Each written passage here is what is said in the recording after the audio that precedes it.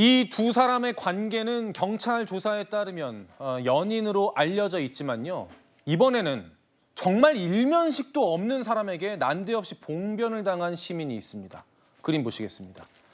서울 강남 한복판에서 일어난 일인데요. 길을 가던 오토바이가 저렇게 어떤 남성의 발길질에 쓰러집니다. 난데없이 아무 이유 없이 발길질을 하고 쓰러뜨리더니 혼자 소리 지르고 화까지 냅니다. 아마 아까 나왔던 휴대전화 영상은 지나가던 시민이 촬영을 한 걸로 보이는데 결국은 경찰에 붙잡혔습니다. 경찰에 붙잡힌 것도 참 황당합니다. 200m 떨어진 주차장에 차량 아래에 숨어 있다가 발각됐다고 합니다. 그러니까 저렇게 아무런 일면식도 없는 시민을 공격하고 나서 도망가고 차량 밑에 숨어 있었던 거죠. 임주혜 변호사님, 저 사람은 또 왜 저랬다고 합니까? 이 사람 역시도 만취 상태였다고 지금 전해지고 있는데 이거 정말 말도 안 되는 행동입니다. 지금 영상으로 확인이 가능하잖아요. 저속이었지만 주행 중이고 있었던 오토바이를 향해서 갑자기 발길질을 합니다. 근데 오토바이는요, 그 특성상 외부의 작은 충격에도 쓰러질 수밖에 없기 때문에 자칫 잘못하다가는 더 큰 사고로 이어질 뻔했고 인근에 사람들이 있었다면 또 다른 피해자도 발생할 수 있었잖아요. 예. 그런데 이 둘이 일면식도 없는 관계였습니다. 그러니까 만취 상태에서 뭐 때문인지도 확인이 안 돼요. 그냥 홧김에 그런 것인지 본인 분풀이인지 발길질을 그냥 지나갔던 행인에게 한 것인데 이후에 경찰의 추적이 있자 도망갔죠. 인근 한 200m 떨어진 주차장 또 차 밑에 숨어 있다가 경찰이 CCTV 동선 파악 등을 통해서 긴급 체포되게 되었습니다. 예, 장 변호사님. 네. 아무리 만취했다고 하지만 모두가 술을 마시고 저런 행동을 하지는 않잖아요. 그렇죠. 저거는 어떤 의도를 봐야 됩니까? 본인은 내가 제정신이 아니었다. 술을 먹어서 온전한 판단이 안 되는 심신미약 상태였다라고 주장을 할 텐데요. 아주 전형적인 모습이니까요. 이런 술 취한 상황을 자초한 것도 본인이라고 판단하고 있는 게 법원의 최근 추세이기도 합니다.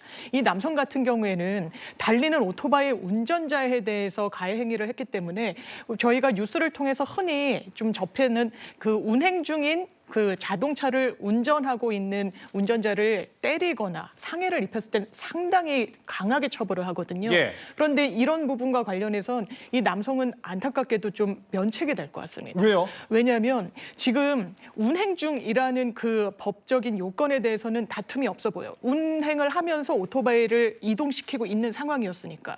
그리고 심지어 법원에서는 운행이라는 그 어떤 범주와 관련해서 잠시 정차한 것도 운전 중이라고 평가를 하고 있습니다. 그런데 자동차라는 요건에 해당하지가 않는 거예요.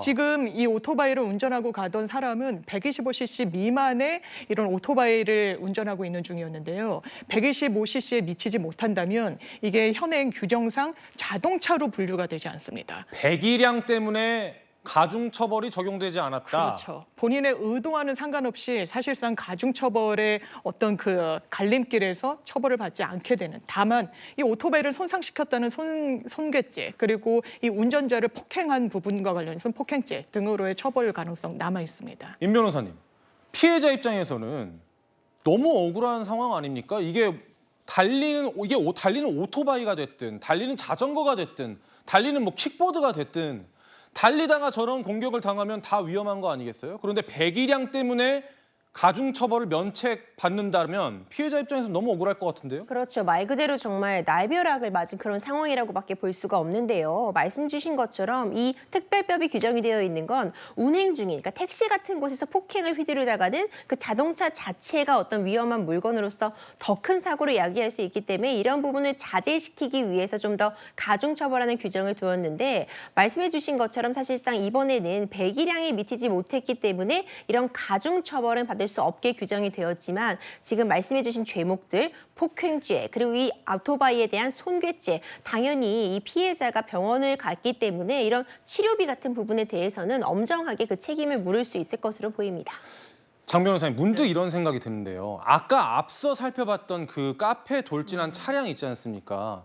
그 차량 같은 경우에는 이 차량을 범행 도구로 삼은 것 아닙니까? 그렇죠. 그러면 이것도 가중처벌 될 수 있는 거 아니에요? 이게 차량은요, 기본적으로 이제 법적인 평가를 할 때 위험한 물건으로 평가를 받기도 하는데요. 이 남성 같은 경우에는 이 여성이 사망하게 되는 경위를 이르는 데 있어서 자동차가 직접적인 어떤 수단이 됐는지를 봐야 될 것 같습니다. 예. 1차적으로 현재 경찰이 판단하고 있는 바로는 여성이 지금 직접적인 사망을 하게 된 원인과 관련해서는 흉기로 인한 출혈 등에 좀 더 무게를 삼고 있거든요. 물론 거기에 다른 원인으로 자동차로 가격을 당했다는 부분이 있으면 그 부분과 관련해서도 위험한 물건으로 이제 사람을 사망하게 했다는 부분으로 평가를 받게 되는 부분이 있고요. 다만 이 부분과 관련해서 정확한 사인이 상당히 범죄명을 특정하는 데 중요하기 때문에 경찰은 이 피해 여성에 대해서는 부검을 할 예정 중에 있습니다.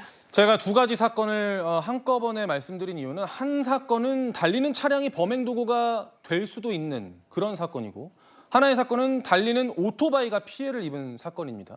그런데 이 사건의 차이점이라고 하면 관계가 있느냐 없느냐겠죠. 임 변호사님, 제가 마지막 질문 하나 드리고 싶은데요. 재판 과정에서, 수사 과정에서는 모르겠습니다만 재판 과정에서 범행 동기가 양형에 영향을 미치는 경우도 있나요? 그렇죠. 양형에 있어서 여러 가지 요소가 참작이 됩니다. 죄질이 얼마나 나쁜가, 거기에 사실 맞닿아 있는 게 어떻게 보면 범행 동기라고도 볼 수 있을 것 같아요. 경우에 따라서는 우리가 참작 동기에 의한 살인이라고 해서 당연히 살인이 이루어져서는 안 되겠지만 어떤 동기, 오랜 기간 동안 학대를 받아왔다거나 아니면은 정말 피해를 봤을 때 이걸 제지하는 과정에서 부득이하게 벌어진 살인이라고 한다면 그런 점이 양형에 있어서 참작이 되기도 하고요. 경우에 따라서는 그 죄질이 좋지 못하다고 판단할 때 그 범행 동기가 굉장히 잔인하다거나 아니면 말도 안 되는 동기라거나 하면 또 가중적인 요소로 작용을 할 수 있기 때문에 범행 동기 파악이 매우 중요하다고 볼 수 있습니다. 알겠습니다. 경찰의 수사 결과와 이어질 수 있는 재판 과정까지 지켜보도록 하겠습니다.